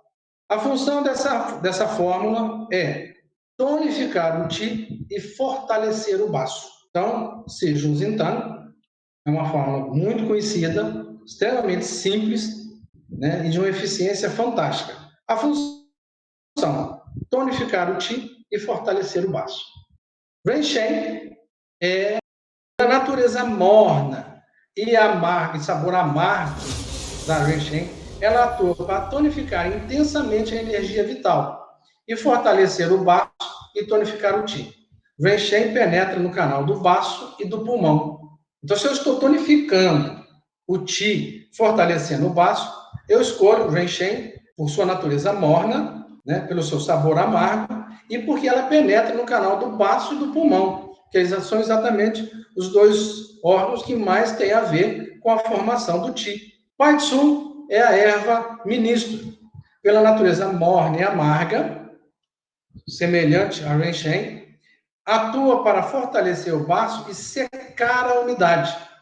Ela penetra no canal do baço e do estômago. Então, Pai-Tsu, como a erva ministro, ela está fortalecendo a ação de Ren-Shen em tonificar o Qi e fortalecer o baço, e ao mesmo tempo está tratando a síndrome secundária.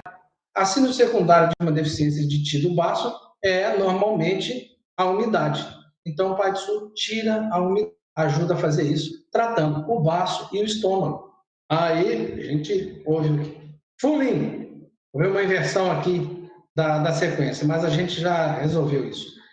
Fulin é a erva assessora, é de soial.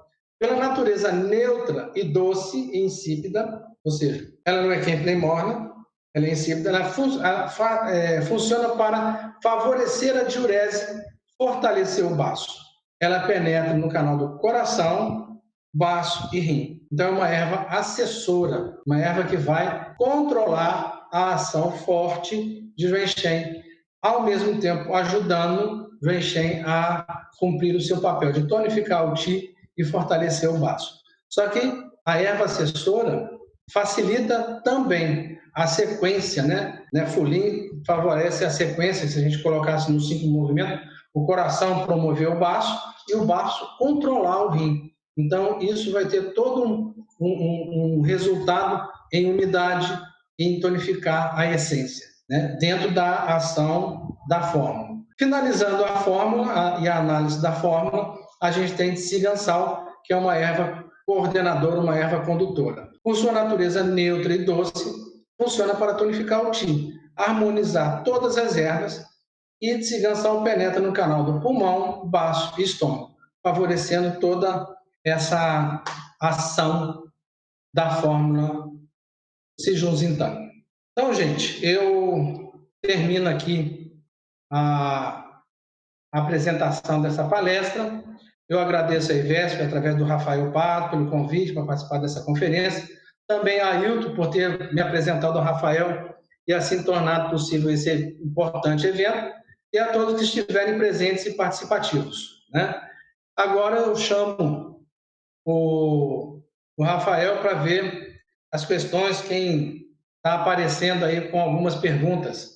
Muito bem, João. Que maravilha. João, Meu querido Dragão. E aí, Rafael? Você está repleto de razão, viu? Nada daquilo que eu imaginava não é simples, tá? Não é nada simples. O buraco é mais embaixo, meu amigo. Bem mais embaixo, não é?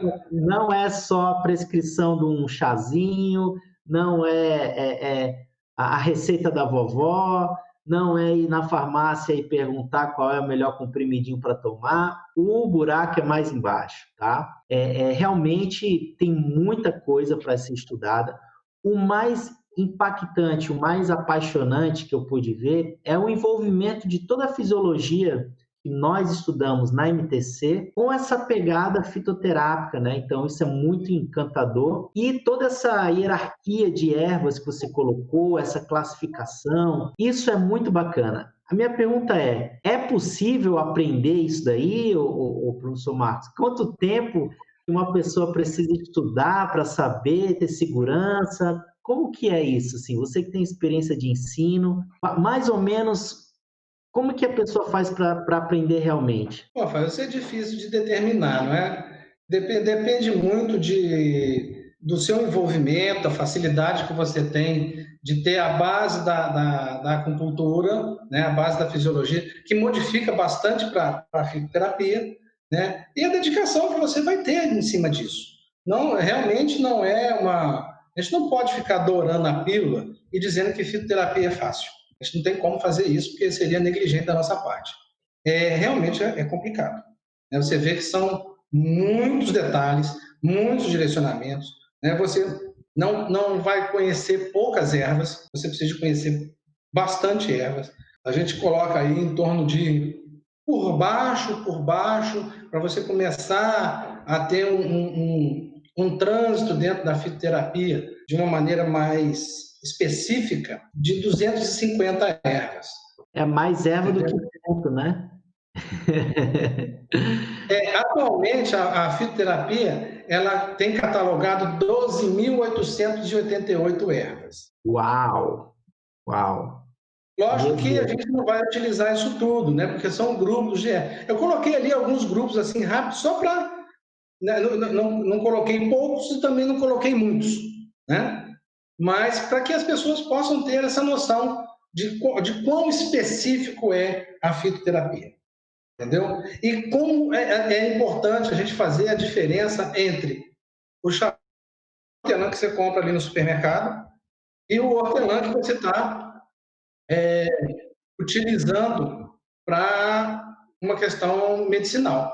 Muito bem. Tem uma pergunta aqui da Adriana Faiana. Ela falou, dieta chinesa, entende-se que você não muda a natureza da erva, e sim a sua térmica.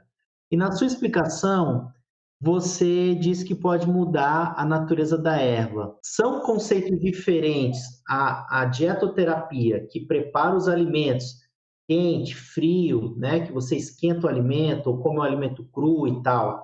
E na fitoterapia, que você, ao mudar a forma do preparo, você é o mesmo princípio da dietoterapia ou é algo totalmente diferente? O fato só de mudar a térmica a temperatura do alimento e mudar a natureza da erva? Olha só, a natureza da erva vai me dizer se ela é quente, morna, fria ou fresca.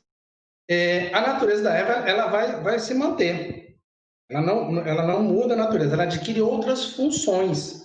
Fitoterapia e a dietoterapia são co-irmãs, elas trabalham junto, tratam doenças internas, né? Quando você tem um desequilíbrio grave, você utiliza a fitoterapia. Passado aquilo ali, você dá continuidade, dá tratamento com a dietoterapia. São coisas que têm alguns princípios diferentes e ervas diferentes. As substâncias que são utilizadas mais comumente pela dietoterapia, às vezes lá atrás eram chamadas de ervas menores. Elas não têm uma ação medicinal intensa. Então elas podem ser utilizadas várias vezes como alimento. E algumas ervas são utilizadas com o intuito de fitoterápico mesmo, mas elas podem ser utilizadas por um longo tempo. A gente tem lágrima de Nossa Senhora, muitas pessoas conhecem, ela é utilizada como diurético. E ela pode ser utilizada como diurético porque ela está mais ligada à dietoterapia. A ação dela é bem branda, bem fraca. Então você pode estar tomando a sopa da Semencoix por muito tempo. Diferente de você utilizar uma substância realmente diurética, por exemplo, um tsulim, que é um cogumelo. Aí a ação é muito intensa. Então, existem diferenças, pequenas diferenças entre a dieta e a fitoterapia. Muito em função também do tipo de erva, do tipo de substância que vai estar sendo utilizado em uma e outra. Tá certo? A natureza não muda, mas as funções modificam. Certo? O gengibre ele vai continuar sendo... porque ela deve ter feito uma confusão de natureza com função. Certo? A natureza não muda, a função sim. Então, o exemplo que eu dei foi do gengibre, né? Eu tenho gengibre fresco, ele é morno e libera a superfície. E aí, se eu fizer esse gengibre seco, ele vai continuar sendo mono, mas ele já vai só aquecer o interior, o aquecedor médio. Se eu torrar, ele vai continuar sendo de natureza morna, mas a ação dele é hemostática. E o gengibre ele é utilizado tanto na fitoterapia quanto na dietoterapia. Entendeu? Ele trabalha muito bem, é uma erva que funciona como tempero. O que vai diferenciar o gengibre da dieta e o gengibre, vamos dizer assim, da fitoterapia, é o processo de recolhimento, a época de recolhimento dele. A gente encontra gengibre agora nessa época de São João direto, né? Mas às vezes ele foi colhido ainda com a planta toda bonita do lado de fora, não quando ela está toda murcha. Então, a concentração energética da planta modifica tudo. Se eu recolher a canela... Tem que saber botânica também, né? Para poder entender. Mas isso hoje a gente não tem necessidade, porque as substâncias já são colhidas, já vêm todas tratadas. Né? A farmácia, quando compra para fazer a manipulação, ela já compra isso tudo já manipulado, já certificado, rasurado, tudo direitinho. Mas é importante, porque às vezes a pessoa, eu estou fazendo um chá de gengibre aqui para poder ter um determinado resultado. Você vai ter algum resultado, mas não é a mesma situação de você usar um gengibre terapêutico, um gengibre fitoterápico, uma canela fitoterápica. Se você pegar uma canela, né, que é utilizada para fitoterapia e colocar na sua comida, você simplesmente não vai comer, porque fica completamente inviável. O paladar é absurdo. Não dá, simplesmente não dá. Então, modifica muito isso. Né? E a gente tem ervas ortodoxas, elas são específicas daquele local. Né? A hortelã, por exemplo, né, porro, ela tem uma região na China que a concentração de mentol é 100 vezes maior do que de outros lugares. Então, essa é uma erva ortodoxa que é utilizada para fitoterapia. Esse hortelã miúdo que a gente usa, ele ajuda você, mas não tem a mesma potência de uma erva ortodoxa que veio lá da China. E assim, além de você entender do período de colher aquela planta, a forma de você tratar, como que funciona a questão, o pessoal está perguntando aqui, do transporte dessas fitos e o tempo de validade que elas têm? Como que lidar com essa situação? É interessante você ter elas para você colher fresco, você tem que comprar, quando você compra, como que funciona essa questão do transporte e validade das fitos? Olha só, isso depende muito, né, de onde você vai comprar, de que tipo de erva. E tem ervas que não têm validade, entendeu? Tem ervas, tem resinas, tem uma série de ervas. Não tem validade, aquilo vai durar muito tempo de acordo com a maneira como você vai conservar ela, a maneira como ela foi colhida, ela foi preparada, tá certo? Mas o que a gente faz hoje aqui não é comprar erva, a gente já compra a fórmula magistral, né? A gente não vai preparar uma sopa, fica muito caro, né? Então a gente deixa isso para a farmácia de manipulação. A farmácia vai comprar essas ervas já embaladas, certificadas, com o prazo de validade já determinado ali dentro, mesmo que esse prazo de validade não seja o da prática. Aí a Anvisa chega e fala: isso aqui vai durar só 6 meses, ou vai durar um ano. Existe um prazo de validade de lei, né, oficial, e existe um prazo de validade da prática. Então, hoje a gente vive essa situação: olha, essa erva aqui não precisa jogar fora, ela está funcionando, não, mas o prazo de validade dela venceu pela Anvisa. Aí a farmácia tem que fazer o quê? Mandar para lá e descartar dentro do processo de boas práticas de cada das farmácias. E isso está sendo organizado.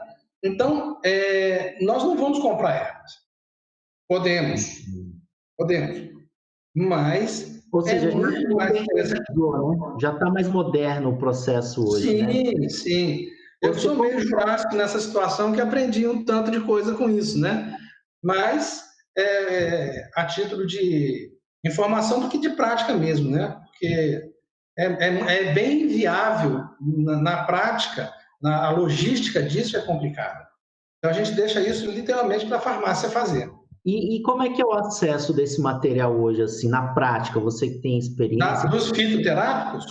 Você chega até qualquer farmácia, uma específica? Não, são farmácias específicas que trabalham ou com os fitoterápicos já prontos, né? Aqui no Brasil a gente tem um representante da Taimin, ou são farmácias de manipulação que manipulam as ervas chinesas, né? Aqui em Salvador a gente tem a Plantari. Ela é excelente, segue boas práticas. O dono da farmácia, o Paulo, né, foi meu aluno, fez a pós em fito, e ele hoje trabalha manipulando ervas chinesas.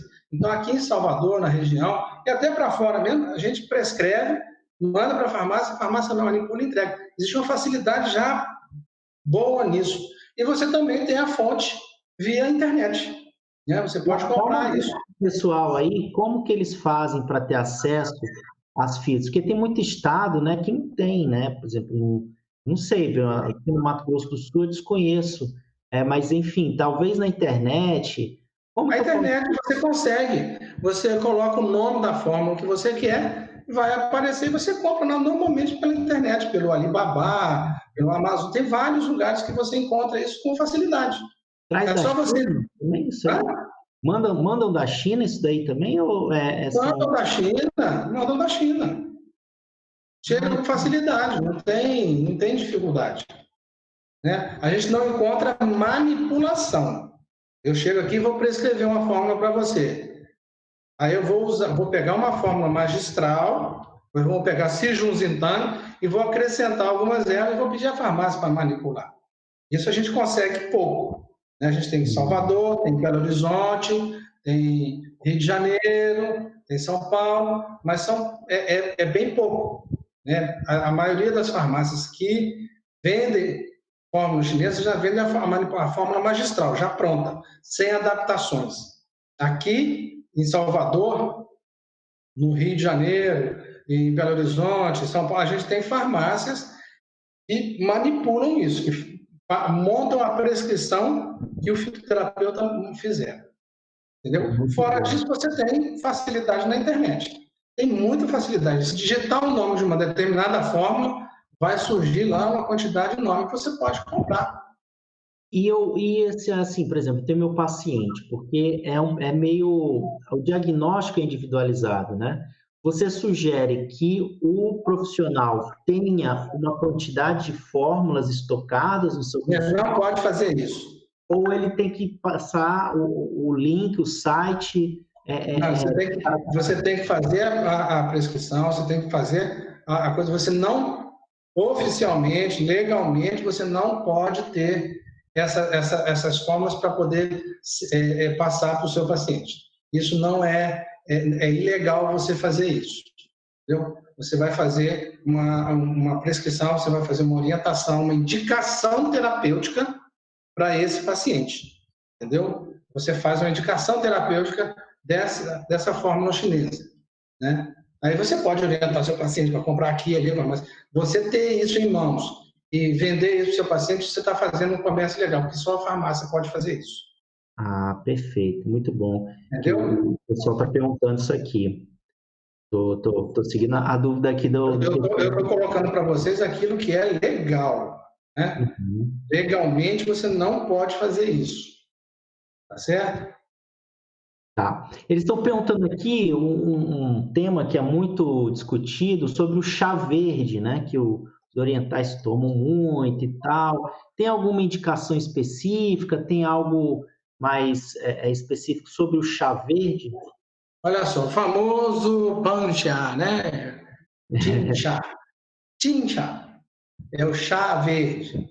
Então você tem chá verde, chá branco, chá vermelho. Tá? Todos eles são a mesma erva, é a Camellia sinensis. De acordo com a maturação da folha, ele tem outro nome. O chá branco é a folha da Camellia sinensis bem novinha, bem o broto da folha. Você olha a folha, ela ainda é branquinha. Então, por isso chama chá branco. Aí, essa mesma folha, que é branquinha, ela vai se desenvolvendo e fica com uma borda avermelhada. O vermelho. Aí ela cresce e se torna uma folha de camélia, é o chá verde. Se eu pegar esse chá verde, molhar e mofar, deixar mofar, modos de preparação diferentes. E E muda cada a um função? muda a função. A natureza é fresca, mas muda funções. E ele é mais ligado a uma questão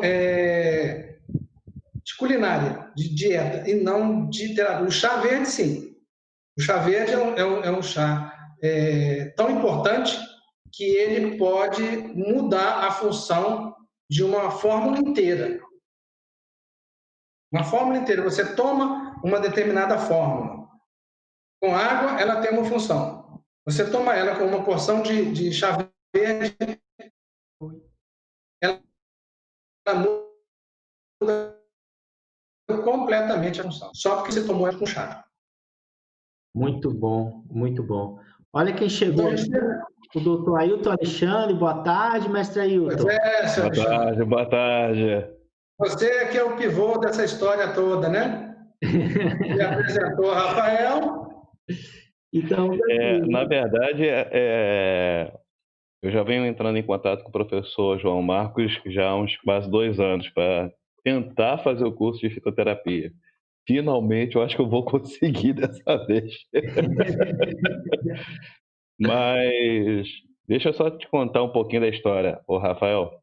O João, ele foi professor de um grande amigo meu, um irmão, Luiz, que é um irmão de agulha, eu chamo da Santíssima Trindade, né? Santíssima Trindade é o Luiz e o meu mestre e amigo Alencar, aqui no Rio de Janeiro, e o Luiz na Bahia. E o Quarteto Fantástico é a doutora Ana Corbe, que infelizmente não pôde participar, nós tentamos, mas o João prontamente lá, com seu coração aberto, né?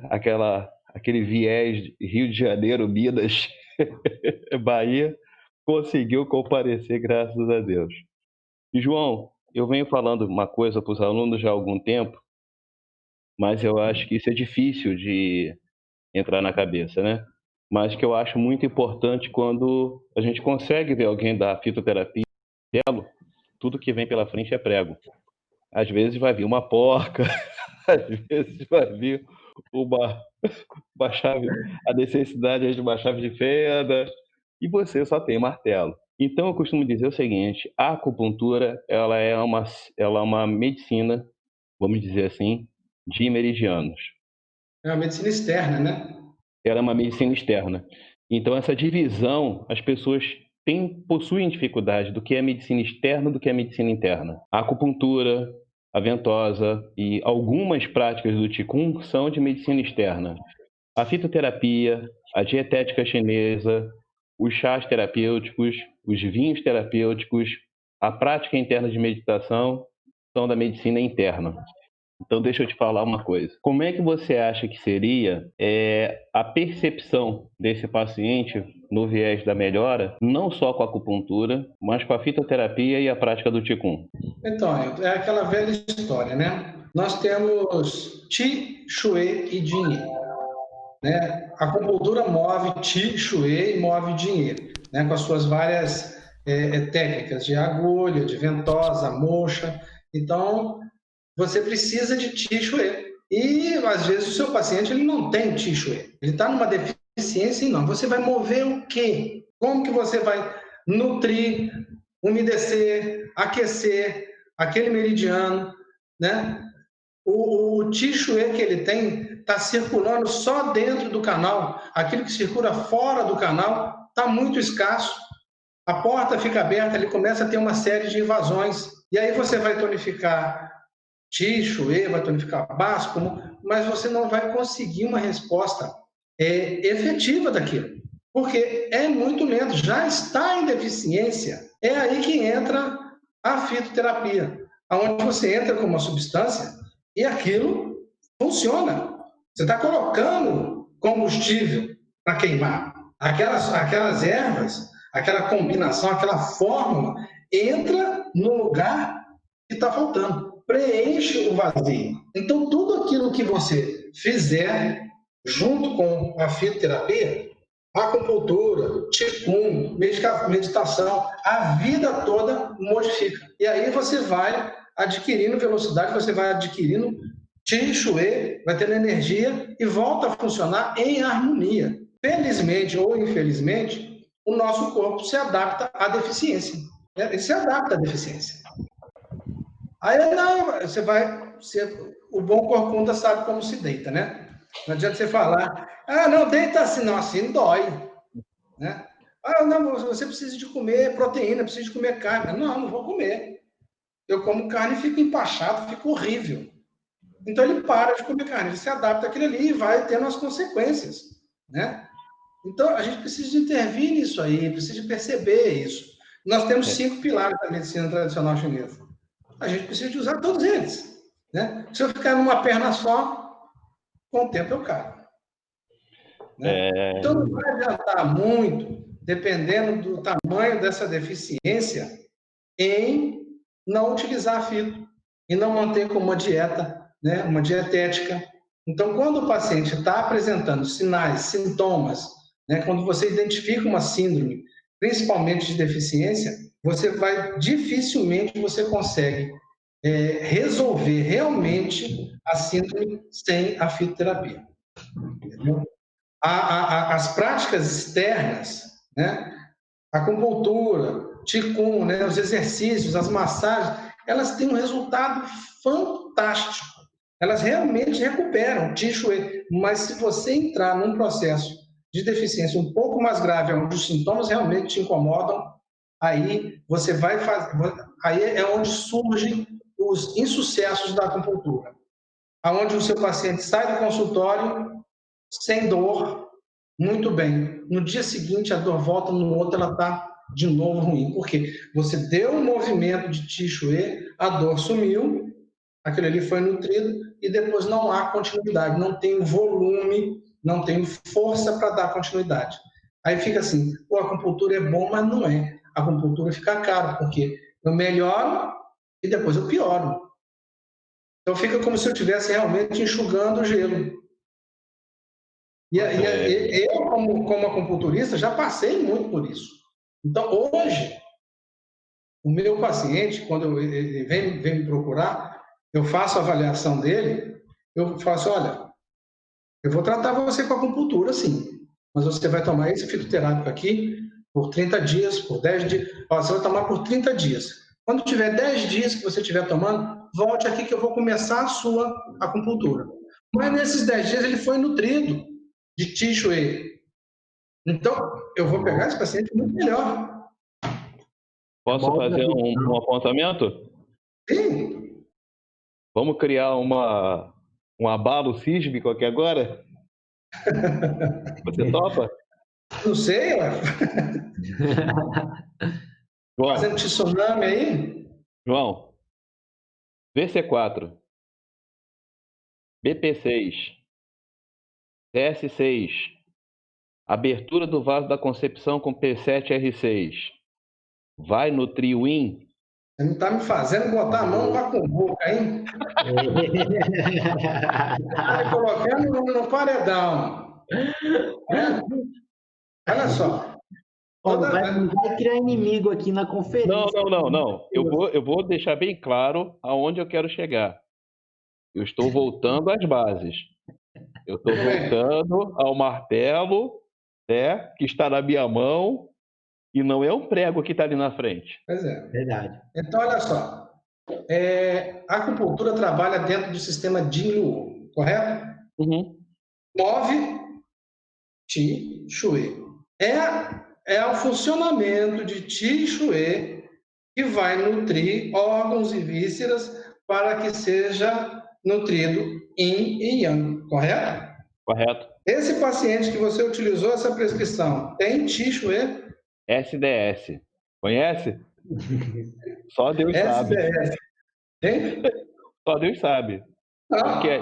Você viu aí, o pulso e viu a língua desse paciente. Aonde eu quero chegar? Quando você pega um paciente que ele tem a língua vermelha, sem saburra, um pulso profundo, fino, rápido, uma dificuldade durante a noite, uma transpiração noturna, uma inquietude noturna, ou seja, ele também apresenta sinais de calor, que não é do calor cheio, e ainda apresenta características, né, de deficiência típica do Yin. E aí o que acontece? Muitas vezes o aluno, de uma forma equivocada, ele acha que vai fazer o VC4, que vai fazer o BP6, ou que vai fazer a abertura do vaso da concepção, e isso vai nutrir o Yin. Mas o que eu deixo bem claro é que existem camadas, existe um determinado nível de identificação semiológica em que você percebe em que a tua ferramenta não vai dar. E aí não adianta deslocar nada para lugar nenhum. O que acontece é o seguinte, quando você age nesses pontos, né, você vai conduzir, vai movimentar Qi, Shui, Yin para aquele local. Ele vai chegar lá e depois ele vai falhar. Então você não tem nutrição, você tem movimento. Você tem deslocamento. De você, né? Você nos slides que eu coloquei, existe uma coisa que é chamada tonificoterapia, faz diferença. Tonificar e nutrir. Tonificar vamos dizer, você leva até aquilo lá, dá um respiro para a pessoa. Ela dorme, mas ela não vai sustentar. Nós temos um grupo de ervas específicos para tirar calor vazio, calor deficiência. Então, o que acontece? Eu estou com a minha panela no fogo, perdendo o líquido, fervendo, é o calor. Aí eu vou, faço a acupuntura, eu jogo um copo de água ali dentro. Melhorou. Mas continua com o calor vazio.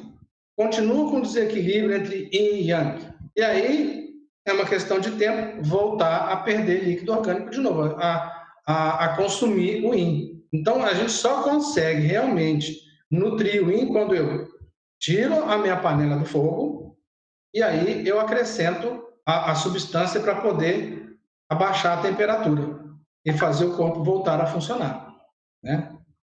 Aqui o meu amigo aqui atrás, aqui, ó o dragão. De manhã aí o dragão e o tigre. Então você tem que conhecer esses dois aí, entendeu? Porque o tigre ele é um predador, ele consome as coisas, né? O dragão também. Então, nós temos que cercar o tigre para ele não entrar e espantar o dragão, porque se o dragão entrar, ele vai consumir tudo, ele vai queimar tudo. Vai queimar mesmo. É só um processo inflamatório. Só o simples fato do paciente fazer um atendimento sem estar alimentado, de jejum, você já vê bem colocado. que não tem um resultado tão efetivo, né? Simples fato de não ter jejuado aquele dia. Então, se você pega um processo crônico, aí você não vai ter um processo completo, né? E a fito, ela tem esse caráter específico, né? De ir na função e mover o que tem que mover, nutrir o que tem que nutrir e acrescentar forma, né, e movimento para determinada função que não tem. Eu não coloquei no grupo das fórmulas, né? A gente tem formas digestivas, formas para nutrir yin, para nutrir shui, é complexo, deu para você ter uma noção disso, né? Então, a gente fica nessa situação. A acupuntura move Qi, Shui, dinheiro. Se você tiver isso, ok, resultado efetivo. Agora, se você não tiver, você vai ter que às vezes a gente chama de voo de galinha, né? Ele dá um lance e dá em seguida cai. O voo é curto. E aí eu preciso estar fazendo isso o tempo inteiro. Mas como já vem de uma deficiência de muito tempo, eu não consigo dar movimento contínuo ao funcionamento dos órgãos difíceis. A nutrição dos canais e colaterais. Vamos dar um presente, então, aqui para o pessoal que está participando da conferência, né? Porque, assim, nós temos dois grandes mestres aqui, tem o professor João Carlos Marcos e tem o Dr. Ailton, né?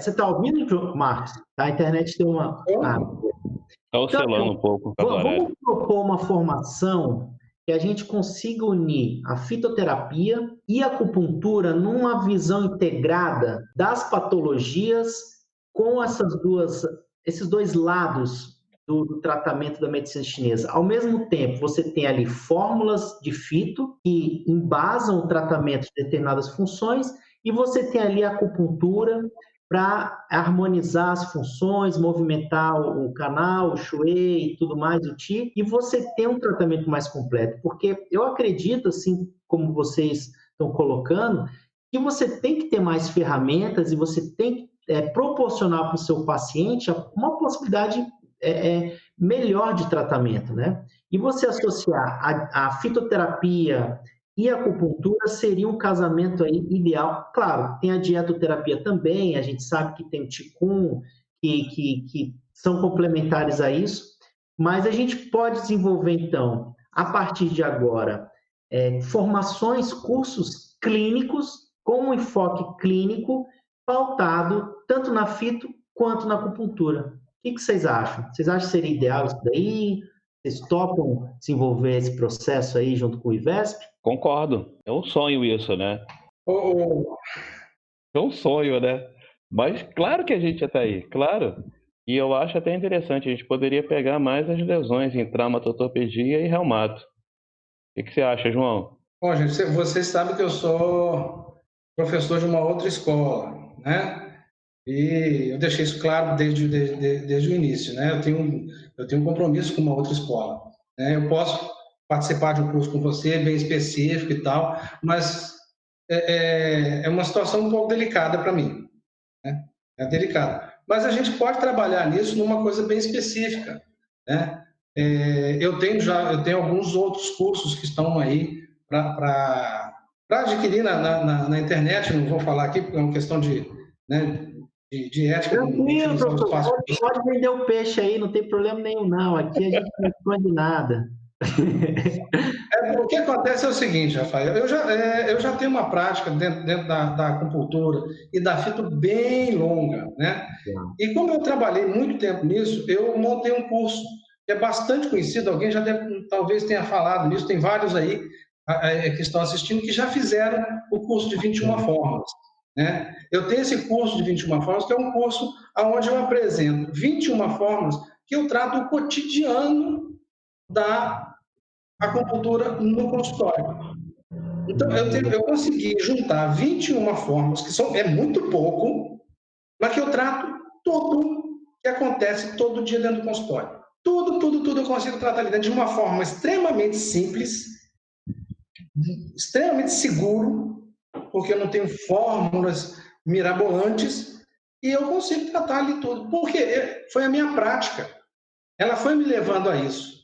E eu montei esse curso, fiz esse curso, dá para ser vendido na internet. Então, essa história que você está me trazendo, essa proposta que você está me fazendo, ela já existe. Não, Entendeu? mas eu digo assim, professor, não digo um curso só para o cara ver tudo, não. Eu digo a gente fazer uma coisa mais integrada com a acupuntura. Né? Por exemplo, a gente colocar as articulações, a traumaortopedia, a gente entra com o tratamento de acupuntura e entra com o corte de fito, entendeu? Quais seriam as fórmulas para tratar a traumaortopedia? Aí a gente entra com ventosa, com agulha, com fito, trabalhando ali um pacote tratamento para específico de determinadas patologias. E aí a gente vai vendo as principais, entendeu? Sim, isso é perfeitamente possível. A gente pode trabalhar junto com o Ailton nisso. Né? O Ailton não tem um curso aí de disfunções musculoesqueléticas, né? Isso, é isso aí. A proposta é justamente essa. Porque o que acontece, João?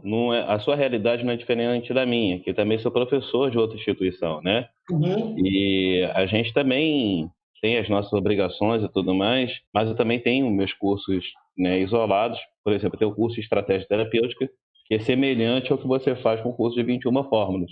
Não é muito diferente. Mas aqui a gente está numa convergência. A gente pode fazer dentro de traumatortopedia, dentro de doenças relacionadas às articulações, um casamento entre tratamento de acupuntura e com fito, né? É essa a ideia aí, da parte musculoesquelética. A gente vamos trabalhar nisso aí, a gente organiza isso aí, porque é aquilo que eu falei na palestra. É um mundo completamente diferente. A gente tem que dar uma ideia, tem que dar uma certa formação para que as pessoas possam compreender isso. Porque, às vezes, dentro da acupuntura é muito complexo, mas quando você vai tratar com a fito, fica extremamente simples, né? Na verdade, você pode, com situações de músculo esquelético, quando você vai associar a fito, 3, 5 formas é o suficiente para você tratar toda a gama de problemas musculoesqueléticos, que vem de deficiência de Ti-Chue, que vem de estagnação do fígado por deficiência. Então, você consegue tratar isso com muita facilidade. Entendeu?